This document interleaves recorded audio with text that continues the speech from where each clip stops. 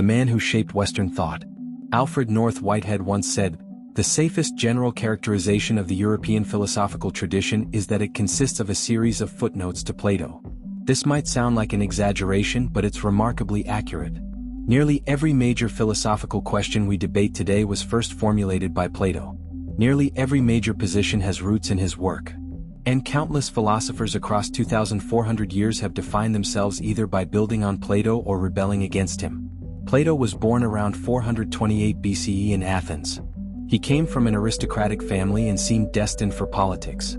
But everything changed when he encountered Socrates, the philosopher who wandered Athens asking uncomfortable questions. Socrates never wrote anything. He just talked, questioned, provoked. Plato became his most devoted student. In 399 BCE, Athens executed Socrates on charges of corrupting the youth. This traumatic event shaped Plato's entire life. He became convinced that Athens had killed the wisest man who ever lived, and that democracy was fundamentally flawed. From that point on, Plato dedicated himself to preserving Socrates' legacy and developing a philosophical vision that might prevent such injustice. Plato founded the Academy around 387 BCE, the first institution of higher learning in the Western world. It lasted over 900 years. And Plato wrote extensively, creating dialogues, dramatic conversations where characters debate ideas. Socrates is usually the main character. These dialogues are brilliant, funny, dramatic, sometimes tragic. They don't always give neat answers. Often they end with participants more confused than when they started. This isn't a bug. Plato wants you to do the philosophical work yourself. Let's start with his most famous idea, the theory of forms. Imagine you see a beautiful painting, a beautiful person, and a beautiful sunset. They're completely different, yet you call all three beautiful. How is this possible? Plato's answer: they all participate in the form of beauty itself. According to Plato, the physical world we experience isn't the most real level of reality. Behind it exists a realm of perfect, eternal, unchanging forms. There's a form of beauty, justice, goodness, and forms for every type of thing that exists. The physical world is just an imperfect copy of this higher realm. The forms are what's really real. This explains how we apply the same word to vastly different things. It explains how we know about perfection though we never encounter it in experience. You've never seen a perfect circle, yet you know what perfect circularity is. Oh, because Plato suggests, your soul encountered the forms before birth and retains a dim memory of them. Yes, Plato believes in immortal souls, and learning is really remembering. Your soul existed in the realm of forms before being born into a body. Being born is like being imprisoned in a cave, as Plato famously describes in the allegory of the cave.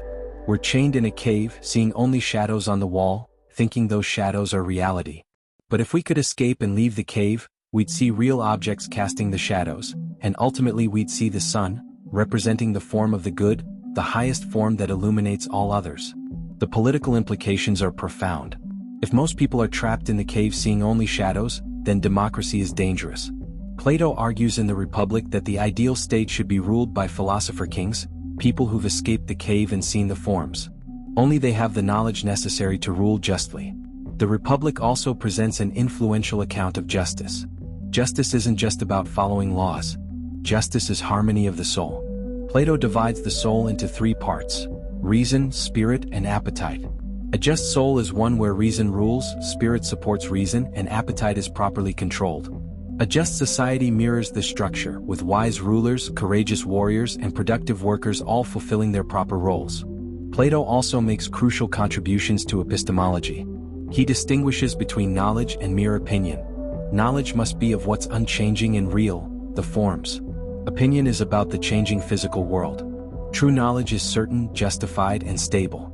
This sets up a distinction philosophers still debate. What's the difference between knowledge and justified true belief? And Plato explores these questions through unforgettable dialogues.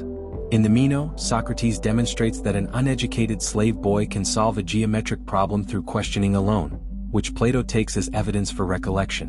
In the Symposium, a group of Athenians give speeches about love, building to Socrates' account of love as desire for beauty, truth, and immortality, ultimately desire for the form of beauty itself.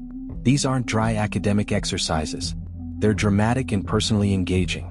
Plato makes you care about these questions. He makes philosophy feel urgent, important, transformative. He showed that philosophy isn't just abstract reasoning. It's a way of life, a search for truth that can change who you are. So that's Plato in broad strokes. Theory of forms, immortal soul, recollection as learning, philosopher kings, justice as harmony, knowledge versus opinion. These ideas have been debated, modified, rejected, revived, and transformed over 2,400 years. And they continue to shape how contemporary philosophers think about everything. Plato's metaphysical legacy. The theory of forms is Plato's bold answer to the problem of universals. This problem asks, when we say multiple things are the same type, multiple dogs, multiple red things, what grounds this sameness? Is there something universal that all dogs share? Plato's answer is that universals really exist, independently of both our minds and physical particulars. The form of dog exists whether or not any physical dogs exist. This position is called Platonic realism about universals, and it remains a major position in contemporary metaphysics.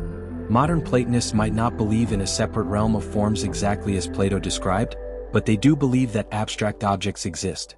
Consider mathematics. Does the number 2 exist? It's not physical. You can't touch it, but it seems to exist in some sense. Mathematical truths like 2 plus 2 is equal to 4 seem objectively true, not dependent on human minds. Contemporary Platonists about mathematics argue that mathematical objects exist abstractly, outside space and time, much like Plato's forms. Kurt Gödel, one of the greatest logicians of the 20th century, was an explicit Platonist. He believed mathematical objects exist independently and that we discover mathematical truths rather than inventing them. This has real implications. If mathematical objects are out there in a Platonic realm, then mathematical intuition might be a kind of perception, and mathematicians are exploring an objective reality. But Platonism faces serious challenges. The biggest is epistemological. If forms exist outside space and time, how do we know about them? We learn about physical objects through sense perception. But we can't see or interact causally with abstract objects. So how does our mind make contact with them? This is the access problem, and it's been a central objection since ancient times. Aristotle, Plato's most famous student, rejected the theory of forms partly for this reason. He argued that universals don't exist separately from particulars. Instead, universals exist in things. The dogness isn't in a separate realm. It's in actual dogs. This position has been hugely influential too. Medieval philosophers like Thomas Aquinas developed sophisticated versions, and contemporary metaphysicians still debate whether universals are transcendent like Plato thought or immanent like Aristotle argued. But there are other positions. Nominalists deny that universals exist at all. They say we just use the same word for different things, but there's nothing they really share beyond resemblance. Conceptualists say universals exist, but only in minds as concepts. The debate continues intensely, and it's still fundamentally about questions Plato raised. Another area where Plato's influence is profound is philosophy of language.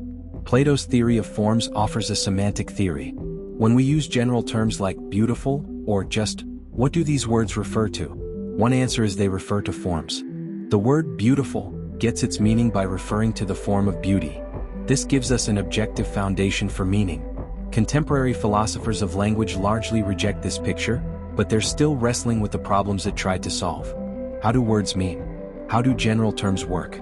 These are live debates, and Plato's theory represents one enduring answer. Plato also influences discussions of modality, questions about possibility, necessity, and essence.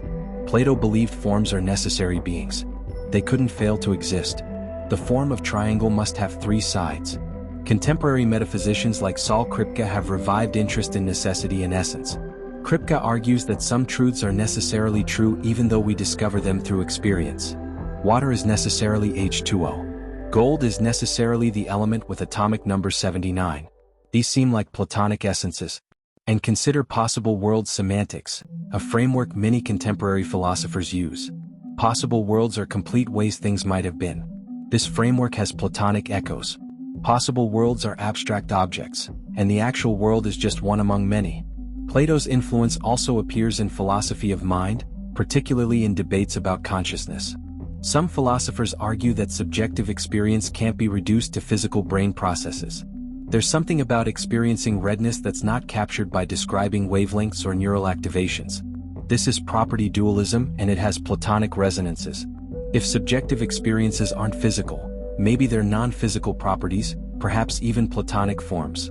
David Chalmers, a leading philosopher of mind, argues that consciousness is fundamental and irreducible. His view that consciousness involves irreducibly non-physical properties echoes Plato's dualism between the physical world and the realm of forms, between body and soul. Even in ethics, Plato's metaphysics matters. If you believe in objective moral truths, if you think actions are really right or wrong independently of what anyone thinks, you're taking a position with Platonic roots. Moral realists often sound like Platonists when they talk about moral facts. Some explicitly invoke Platonic forms. There's the form of justice, and just actions participate in it. So Plato's metaphysics remains alive in contemporary philosophy, not as a universally accepted doctrine, but as a framework for debate. Are there abstract objects? Do universals exist? Is there a non-physical realm? These are Platonic questions, and choosing any answer means engaging with Plato's legacy. Knowledge, truth, and Platonic epistemology. Plato didn't just revolutionize metaphysics. He transformed epistemology, the theory of knowledge. Remember, Plato distinguishes sharply between knowledge and opinion. Knowledge is stable, certain, and about what's real, the forms. Opinion is unstable, uncertain, and about the changing physical world. This sets an incredibly high standard for knowledge. This connects to the problem of the criterion, a problem that's haunted epistemology since ancient times. To know something, you need a criterion for distinguishing knowledge from mere opinion. But to know your criterion is correct, you'd need to already have knowledge. It's circular. Plato's answer is that your soul already has latent knowledge from its pre-birth encounter with the forms. Learning is remembering. Most contemporary philosophers reject literal recollection, but the problem it addresses is still alive. How do we justify our most basic beliefs? Foundationalists, following a Platonic tradition, argue that some beliefs are basic or self-evident and don't need justification from other beliefs. Mathematical axioms, logical principles, perhaps even moral intuitions might be foundational. René Descartes explicitly drew on Plato when developing his foundationalist epistemology. Descartes sought certain knowledge by doubting everything doubtable and finding an indubitable foundation. I think, therefore I am. This project is thoroughly Platonic in spirit. It seeks certainty and privileges reason over sense experience. The rationalist tradition, including Descartes, Spinoza, and Leibniz, follows Plato in emphasizing reason as the primary source of knowledge.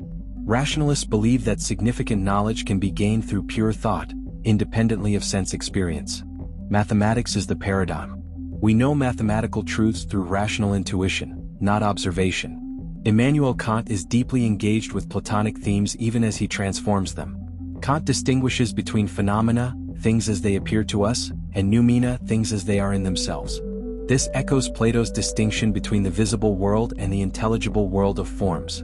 The very framework, the idea that there's a deeper reality beyond appearances, is Platonic. In contemporary epistemology, debates about a priori knowledge have Platonic roots. A priori knowledge is knowledge independent of experience, like mathematical and logical truths. If such knowledge exists, how is it possible? Rationalists and contemporary Platonists argue that we have rational insight into abstract truths, perhaps through something like intellectual intuition of forms. Laurence Bonjour, a contemporary epistemologist, defends a moderate rationalism with explicitly Platonic themes. He argues that we can have rational insight into necessary truths about abstract objects. When you grasp that 2 + 2 is equal to 4, you're having intellectual perception of abstract relations. This isn't quite Plato's theory of recollection, but it shares the idea that reason can grasp objective, non-empirical truths. Plato also influences debates about testimony and authority. In Plato's dialogues, Socrates criticizes people for accepting beliefs on authority without understanding. True knowledge requires understanding, not just true belief. This raises questions still debated today. Can you gain knowledge from testimony? If a scientist tells you something and you believe it without understanding the science yourself, do you know it? The Theaetetus, one of Plato's most important epistemological dialogues, explores the definition of knowledge. The standard contemporary analysis is that knowledge is justified true belief. But Edmund Gettier famously demonstrated in 1963 that this isn't quite right, with examples where someone has justified true belief but clearly doesn't have knowledge due to luck. The Gettier problem has generated enormous literature in contemporary epistemology. Different solutions proliferate, but the debate itself happens in a framework Plato established. We're still asking, what is knowledge and how does it differ from mere true belief? Plato's allegory of the cave has inspired contemporary epistemology in profound ways. The allegory is about intellectual and moral enlightenment, about escaping illusion and seeing reality. This theme resonates in discussions of ideological distortion and epistemic injustice. Feminist epistemologists and social epistemologists note that knowledge is socially situated and that some perspectives are systematically excluded. This is a kind of cave. Social structures create illusions. Plato's emphasis on dialectic, the method of cooperative questioning to reach truth, influences how contemporary philosophers think about philosophical method. Philosophy isn't about asserting doctrines. It's about dialogue, examining arguments, considering objections. Academic philosophy is still organized around this model. Plato also believed philosophy should transform you. Encountering truth isn't just learning facts. It's a conversion, a reorientation of your soul toward the good. Contemporary virtue epistemology echoes this. Virtue epistemologists argue that knowledge requires intellectual virtues like open-mindedness and intellectual courage. Being a good knower isn't just about following the right methods. It's about being a certain kind of person. So Plato's epistemology lives on in rationalism, foundationalism, debates about a priori knowledge, Gettier problems, philosophy as dialectic, and education as transformation. Contemporary epistemologists are in constant conversation with Plato. Ethics, politics, and the good life. Perhaps nowhere is Plato's influence more visible and controversial than in ethics and political philosophy. At the heart of Plato's ethics is the form of the good. It's the highest form, the source of truth, reality, and value. Moral truths aren't arbitrary or subjective. They're as objective as mathematical truths, grounded in the nature of reality itself. This makes Plato a moral realist and objectivist. Moral facts exist independently of what anyone believes. Actions are right or wrong because of objective moral reality. Contemporary moral realists follow Plato in this fundamental commitment. G. Moore, a foundational figure in 20th century ethics, defends a position very close to Platonism. He argues that goodness is a simple, non-natural property that we can intuit but can't define or reduce to anything else. Goodness is knowable through moral intuition. This is essentially Plato's form of the good updated for the 20th century. Moral intuitionists today argue that we have direct rational insight into moral truths, just as we have rational insight into mathematical truths. When you recognize that torturing innocents for fun is wrong, you're grasping an objective moral truth. This is Platonic epistemology applied to ethics. Plato's account of virtue is equally influential. Virtue isn't just about following rules. Virtue is excellence of character, the well-ordered soul. The cardinal virtues, wisdom, courage, temperance, and justice, correspond to different parts of the soul functioning well. A virtuous person has reason ruling their soul. This is virtue ethics, and it's had a major revival in contemporary philosophy. Aristotle developed Plato's ideas, and contemporary philosophers like Philippa Foot, Rosalind Hursthouse, and Alasdair MacIntyre have revived this tradition. They argue that ethics should focus on character and virtue. What kind of person should I be? What traits constitute human flourishing? These are Platonic questions.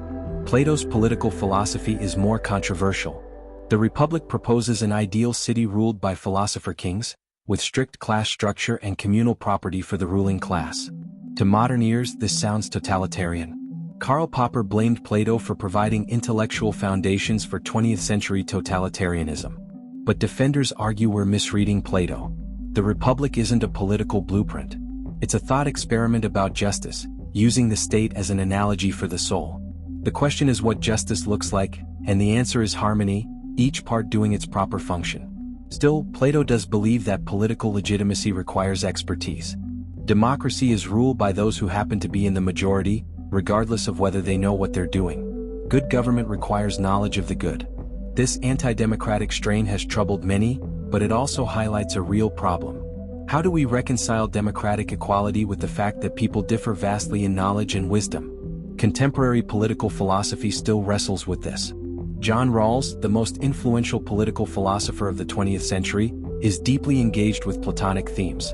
Rawls asks, what principles of justice would rational people choose if they didn't know their own position in society? This veil of ignorance thought experiment has Platonic echoes. Like philosopher kings who've seen the form of justice, people behind the veil can reason impartially about justice.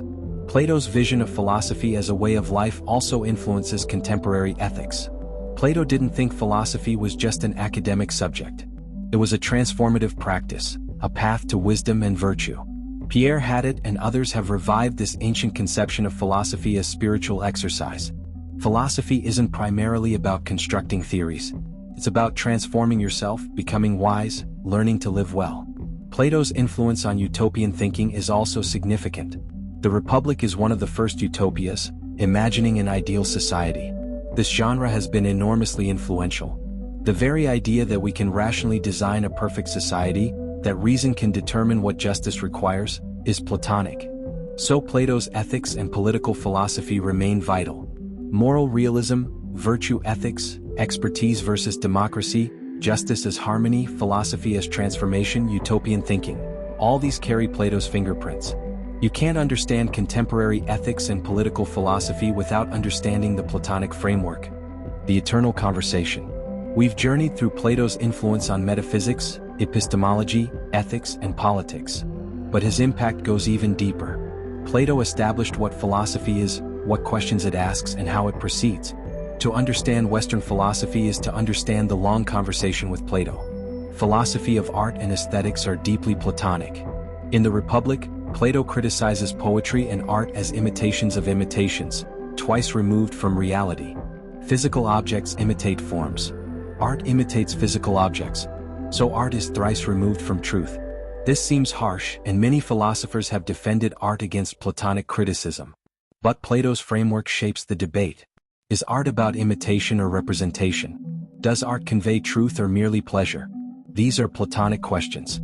Philosophy of religion is profoundly influenced by Plato. The idea of God as perfect, eternal, unchanging, and beyond the physical world owes much to Plato's forms. When Christian, Jewish, and Islamic philosophers developed sophisticated theologies, they drew heavily on Plato. Augustine synthesized Christianity with Platonism. The forms became ideas in the mind of God. The soul's journey toward God echoed the soul's ascent toward the form of the good. Medieval philosophy is saturated with Platonism. The debate between realists and nominalists about universals is fundamentally Platonic. Anselm's ontological argument for God's existence uses Platonic reasoning about necessity and perfection. Aquinas, though primarily Aristotelian, incorporates Platonic themes. Even Islamic philosophers like Avicenna developed elaborate Neoplatonic systems. The Renaissance saw a Platonic revival. The Medici family in Florence sponsored translations of Plato's works and Plotinus's Neoplatonism. Marsilio Ficino led a Platonic academy. Renaissance artists and thinkers embraced Platonic idealism, the idea that earthly beauty points to divine beauty. Modern philosophy constantly returns to Plato. We've mentioned Descartes, Kant, and others. But even empiricists like Locke and Hume, who reject Platonic rationalism, are defined by their opposition to it. When Locke argues that the mind begins as a blank slate and all knowledge comes from experience, he's explicitly rejecting Plato's theory of recollection. In the 20th century, analytical philosophy initially seemed anti-Platonic. Logical positivists dismissed metaphysics as meaningless. But as analytical philosophy matured, Platonic themes returned. Willard Van Orman Quine's debates about ontology, what exists, are thoroughly Platonic. David Lewis's modal realism, the view that all possible worlds are equally real, is a radical Platonism about possibilities. Continental philosophy also engages Plato constantly. Heidegger's entire philosophical project involves overcoming the Platonic metaphysics that he sees as distorting Western thought. Derrida deconstructs binary oppositions he traces to Plato. Even when continental philosophers reject Plato, they're reacting to him, showing how deeply he's embedded in the philosophical tradition. And beyond academic philosophy, Plato influences literature, politics, psychology, and culture. Countless novels explore Platonic themes: the conflict between appearance and reality, the search for transcendent meaning, the philosopher as outsider. Political movements from communism to fascism to liberal democracy have claimed Platonic inspiration or been accused of Platonic dangers. Carl Jung's psychology has Platonic elements, with archetypes functioning like forms, universal patterns underlying human experience. Cognitive science debates about mental representation echo Platonic questions about how minds grasp abstract concepts. Even in popular culture, Platonic themes appear. The Matrix is essentially Plato's cave allegory. Humans live in a simulated reality, mistaking illusions for truth, until a few escape and see the real world. This resonates because Plato's questions remain urgent. What's real? How do we know? What if we're deceived? What does it mean to wake up to truth? So why does Plato endure? Why does this ancient Athenian aristocrat still matter in the 21st century? Several reasons. First, Plato asked the right questions. He identified fundamental puzzles about reality, knowledge, ethics, and politics that humans can't avoid. What's real versus what merely appears? What can we know with certainty? What makes actions right or wrong? What makes societies just? These questions don't have expiration dates. Second, Plato showed that philosophy matters. It's not idle speculation. It's deeply connected to how we live, what we value, how we organize society. Philosophy can transform individuals and reshape civilizations. This vision of philosophy as vital and transformative continues to inspire. Third, Plato was a genius at multiple levels. His dialectical method, his use of dialogue, his memorable metaphors and myths, these make philosophy come alive. Reading Plato isn't just learning doctrines. It's experiencing the excitement of philosophical discovery. Fourth, Plato's ideas are powerful and flexible. The theory of forms can be modified, reinterpreted, applied to new domains. Philosophers can be Platonists about mathematics but not ethics, or vice versa. They can accept the spirit of Platonism while rejecting the letter. This flexibility keeps Plato relevant. Finally, Plato created philosophy as a discipline. Before Plato there were wise people, poets, and thinkers. After Plato there was philosophy, a systematic, rational inquiry into fundamental questions with methods, standards, and institutions. The academy he founded was the first university. The dialogues he wrote established philosophical literature. The questions he asked defined the field. So when Whitehead said Western philosophy is footnotes to Plato, he wasn't far wrong. Even when philosophers reject Plato, they're often responding to problems he raised or frameworks he established. Even when they propose radically different answers, they're answering Platonic questions. Plato is the perennial philosopher, the one thinker every philosopher must engage. You can't do metaphysics without considering Platonism. You can't do epistemology without grappling with Platonic rationalism. You can't do ethics without confronting Platonic objectivism. You can't do political philosophy without addressing Platonic questions about expertise and justice. The conversation with Plato continues. Every generation rediscovers him, reinterprets him, argues with him.